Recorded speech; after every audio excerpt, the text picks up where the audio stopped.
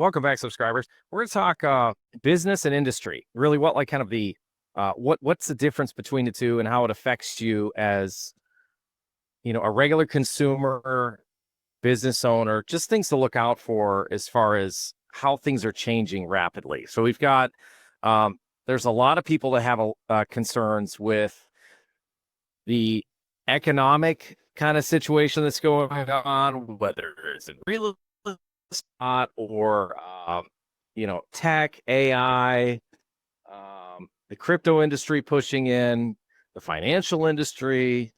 Okay, so there's a difference between industries and business, and think of them as ships, if you will, on the ocean.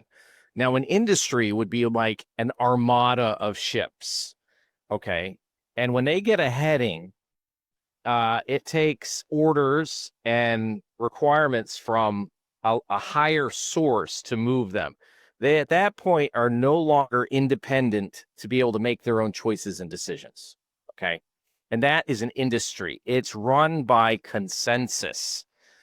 But whenever you get multiple large businesses or industries inside of an industry, a conglomerate, then it takes an oversight committee, if you will, to make decisions that are not going to be catastrophic to whatever that industry touches. All right. So, for example, you have the banking industry, Bank of America, Chase Manhattan, Wells Fargo, etc. All right.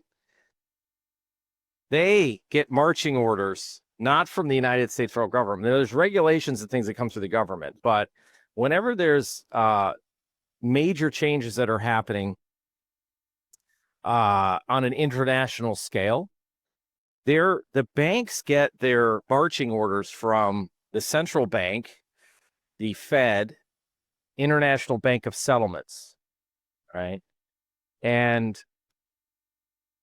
because this overarching force is above them, you could see that there's so many pieces to the puzzle. Like, example, you could remove a couple of pieces of the puzzle and it's not going to affect the whole piece, the whole puzzle piece, the whole picture. I could take one out and it's going to be replaced by XYZ. So essentially what they're doing in this, the best way to describe this is they're taking the existing puzzle and then they're amplifying it. They're causing it to become an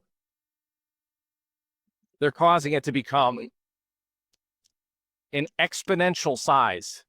So by taking current assets right now worldwide, and then moving them into the metaverse, the digital space, they're going to be able to do their money magic and amplify everything. And this is fantastic. Absolutely. I wouldn't say it's gonna save anything or rescue anything. It's essentially the same system, only you're using kind of like a dilutionary mechanism, if you will, by giving an ability for the system to take on more money, to have more money pump into the system. And as I started looking at this, I said, okay, we got this industry. There's some people out there that think that we're going to have like the death of the dollar and the United States is going down. And, we can't sustain this. They're, kicking the can down the road, et cetera, et cetera. I was like, all right, well, there's a lot that is at stake here. And if it's an industry, the United States is a business and is an industry. The United States alone as a country, about 50% of all employed in the United States gets a paycheck from the government. All right. So would that make sense to crush that? All right. On a surface level, you say like, yeah, that would be reason to raise alarm, because you don't see what the potential is, like how they could repair this or mitigate some of these financial problems. Yeah, I mean, the next step is Armageddon. Is war and, everybody losing everything and going to a Mad Max environment. But there's just way too many pieces in the puzzle to have this happen.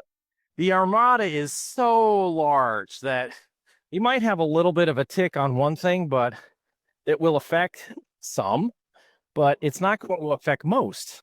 And that's what you really have to keep, wrap your head around, because there's so much negative propaganda out there that it really, I said, it just paralyzes you in trying to make, decisions for your future, family, business, whatever else. And it's not healthy. So I'm going to talk about this is basically how this works. It's like whenever there's an emerging market or a business, it starts off small business. It starts off, I'll give an example. Horses. Horses. You've got is there a horse or carriage industry? No, but we have a transportation industry, right? So I guess that would fall underneath it. But about 100 years ago, we would have had, before we had the automobile, the only real way you could move things would be iron horse, train, or flesh and blood horses, wagons, um,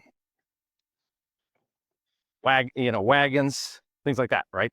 So, like natural forms of moving things, excluding the mechanized industrialization of the train. But that was pretty much the extent of it. And then on the water, of course, you've got steamers, you've got boats, and goes from sailing, merchant class, sailing, then you get into steamers, things like that. So the point is that it starts as a business. If you take, like, say, a family like Vanderbilt's. So Vanderbilt started, it was a business. It was a merchant business of shipping around New York City. And then one boat grew to two, and two to four, and so on and so on. It just kept expanding it. Now, they had outside help. That's a whole nother story. But I'm just using this as an example. And then how they turned that into a mega industry, but it starts off as business. You start off in small business, and then it moves. If you have that entrepreneurial spirit and you want to expand that and you scale it, it can move into industry. You can create a whole industry.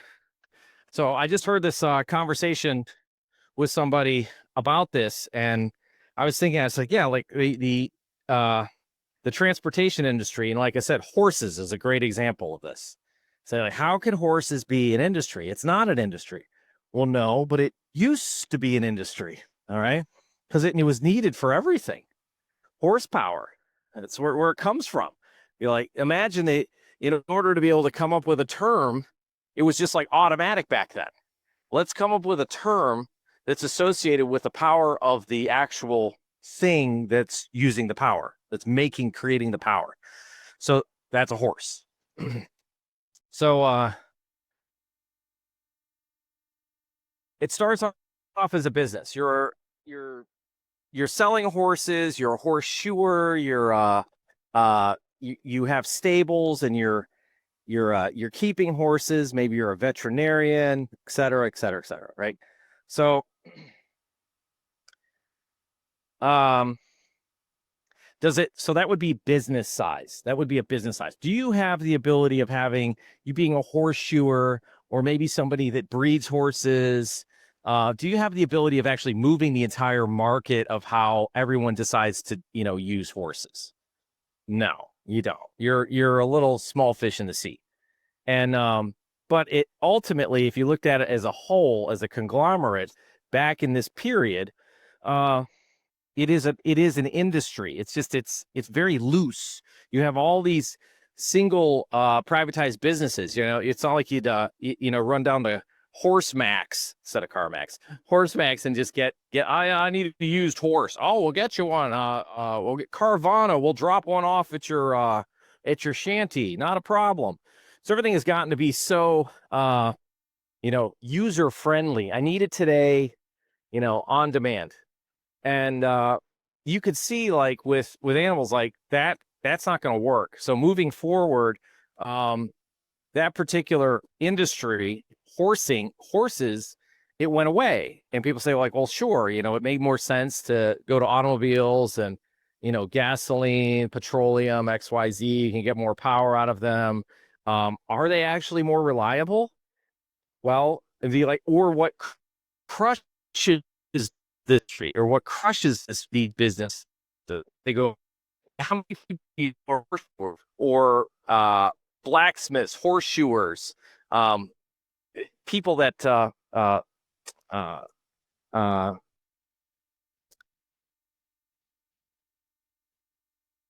I'm thinking of it as like a motel.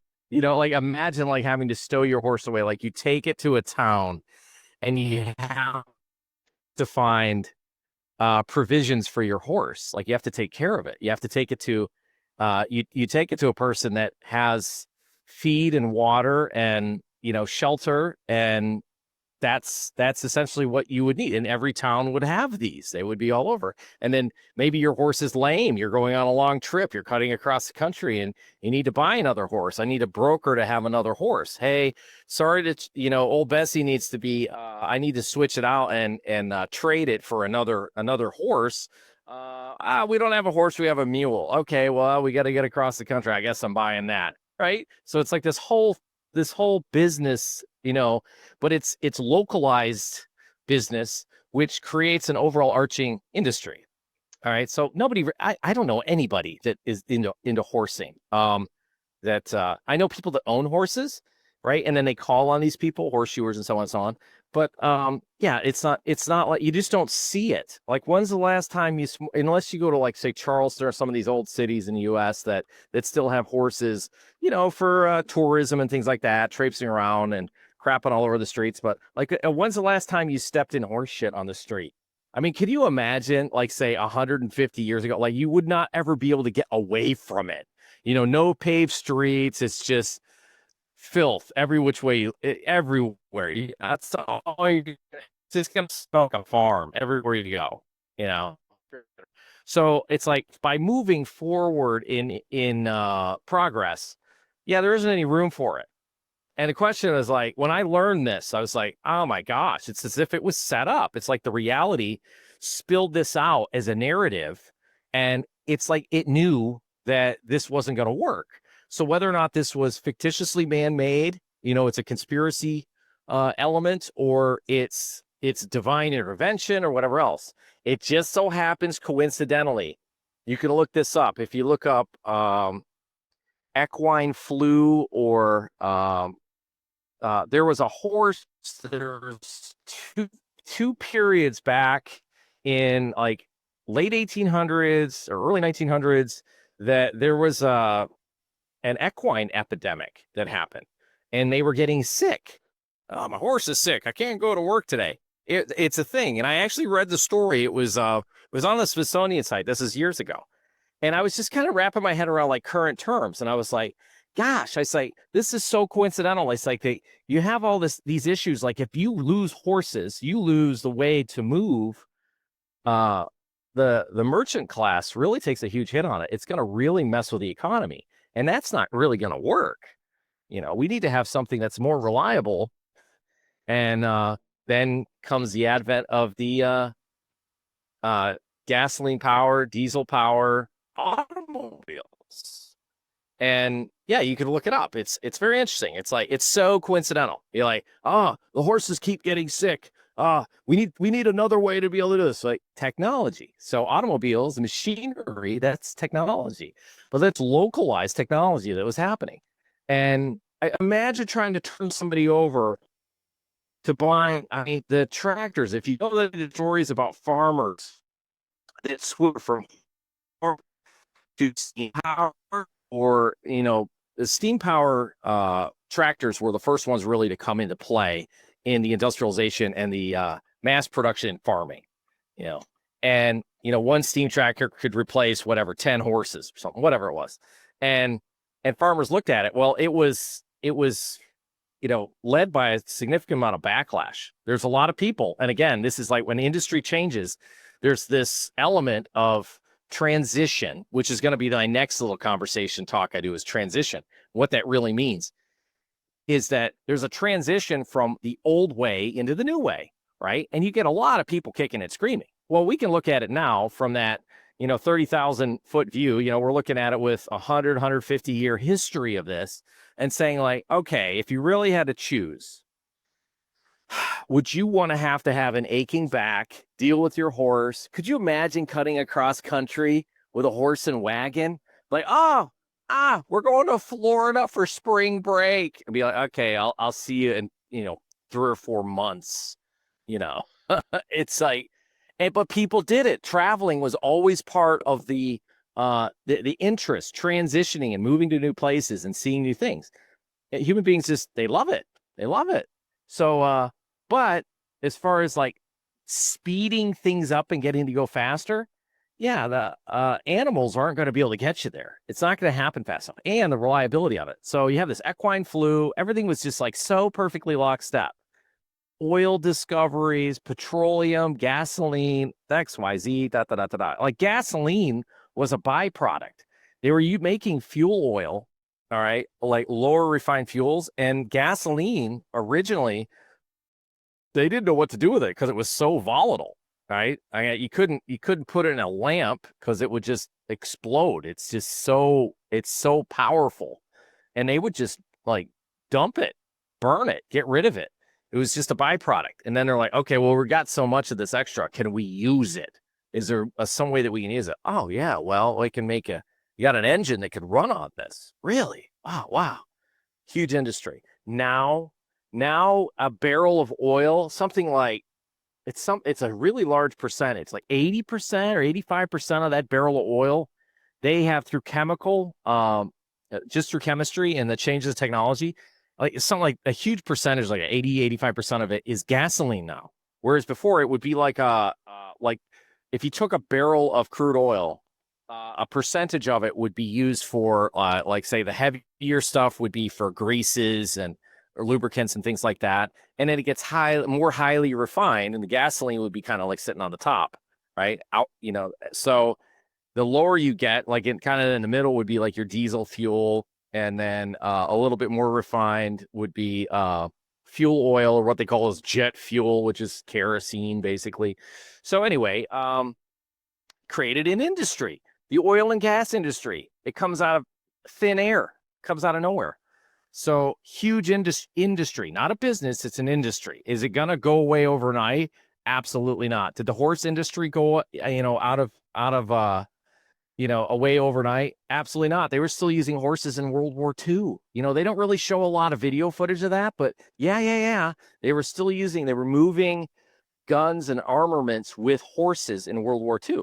So at any rate, where we are right now and how things are changing, it's not going to happen overnight. If you're inside of a large industry, it's going to be a slower procession than the way that all these fearmongers are putting it out there, that it's this Armageddon, Mad Max type of crap. And be like, it just doesn't happen that way. That's very Cinderella way of looking at it, but it just doesn't work that way, people. So as I said, it's just time to kind of sit back and take a yoga breath and take it all in and see which areas it's moving away from. It's computer, that used to be the computer business, Apple, IBM, etc. And then moving into now it is absolutely an industry, and look at how in short order that happened.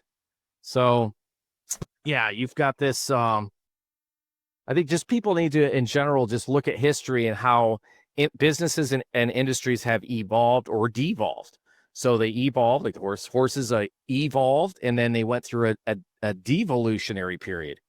But the automobile comes out there, like I said, they're still using them. It started transitioning for about a period of about 60 years, and then getting out of it. So at any rate, it just gives you a little bit better perspective on kind of where we're at and like how exciting we are moving into it. Like imagine if it's like 1900 and you see your first automobile, right? And if you know any of these stories about, say, race car guys or whatever the part, the industry or the business was, it was inside of the industry that turned into it, that people got really excited. I think it was this explosion of creation. It was really fantastic. So we're on the cusp of that, and yeah, it's scary. I get it. But anyway, more to come. Cheers.